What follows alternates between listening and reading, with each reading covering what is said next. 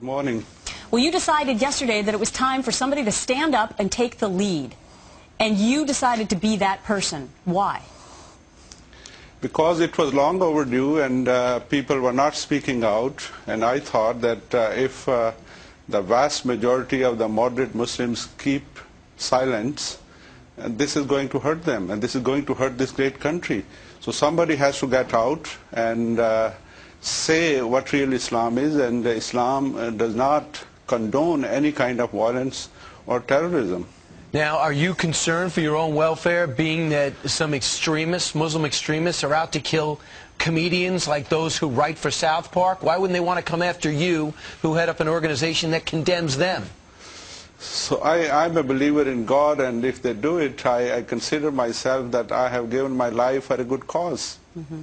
Mr. Mahdi, a lot of people have been encouraging groups like yours, communities like yours, to do exactly what you did yesterday, to stand up and say that the majority of Muslims are not violent. Why are other groups like CARE, why are they not doing what you did? I think you should ask them, but I can just make a guess that perhaps they are not brave enough and they don't want to say a word which might offend these terrorists. Offend the terrorists? Yes. They don't want to do anything which might displease them. But somebody has to get out, and somebody has to say enough is enough, and we cannot tolerate this nonsense. We cannot give these people the agenda of Islam and Muslims.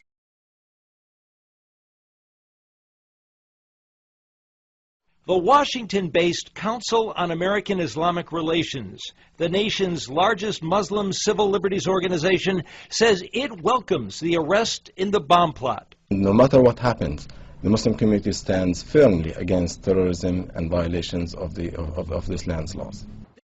This fatwa which I have issued now is not the first step which I have taken on this direction. I wrote a voluminous book on human rights soon after 9/11, which described and elaborated the same concept at that time. Any good intention or any mistake of foreign policy of any country or any pretext cannot legalize the act of terrorism.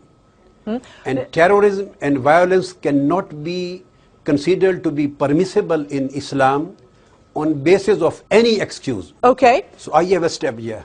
Not only is it not a Muslim monopoly, it is not even a speciality of the Muslims. It is not even encouraged in Islam. It is prohibited in Islam. I, being a student of comparative religion, I cannot say that all the religions say that you should not kill innocent human beings. But I can surely say that most of the religions, the majority of the religions, if you read the scriptures, they say that you should not kill innocent human beings. And the leader of all these religions is Islam. Some of the most influential Islamic scholars of India speaking the same voice, that of peace. At this conclave in northern India, religious thinkers and political leaders are passing a powerful resolution condemning all forms of violence in the name of Islam. Jihad is commonly equated with terrorism, but in reality there is a world of difference between the two, and they have nothing in common. Drawing cheers from those who've been victimized by this idea the most.